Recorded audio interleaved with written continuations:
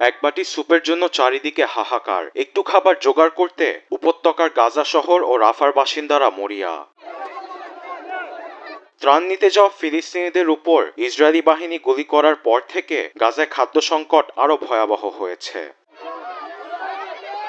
এদিকে জাতিসংঘের সাধারণ পরিষদে ফিলিস্তিনকে রাষ্ট্রের স্বীকৃতি দেবে বলে আবারও ঘোষণা দিয়েছেন ফ্রান্সের প্রেসিডেন্ট এমানুয়েল ম্যাক্রো। বৃহস্পতিবার সামাজিক যোগাযোগ মাধ্যম এক্সে তিনি বলেন, গাজায় যুদ্ধের অবসান ও সাধারণ মানুষের জীবন রক্ষা করা সবচেয়ে গুরুত্বপূর্ণ।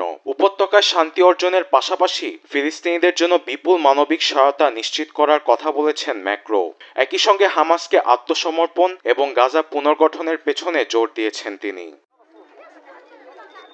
ম্যাক্রোর এমন সিদ্ধান্তকে সাধুবাদ জানিয়েছেন ফিলিস্তিনের ভাইস প্রেসিডেন্ট হুসাইন আল শেখ। অন্যদিকে সামাজিক যোগাযোগ মাধ্যম এক্সের তীব্র নিন্দা জানিয়েছেন ইসরায়েলি প্রধানমন্ত্রী নেতানিয়াহু সহ প্রশাসনের একাধিক উচ্চপদস্থ কর্মকর্তারা। ফিলিস্তিনকে রাষ্ট্র হিসেবে স্বীকৃতি দিলে এটি সামরিক ঘাঁটি হিসেবে ব্যবহার হবে বলে জানান তিনি, যা ইসরায়েলকে ধ্বংসের জন্য ব্যবহার করা হবেও বলে দাবি করেন নেতানিয়াহু। একই সঙ্গে ম্যাক্রোর এমন ঘোষণা জোরালোভাবে প্রত্যাখ্যান করেছে যুক্তরাষ্ট্রের পররাষ্ট্রমন্ত্রী মার্কো রুবিও।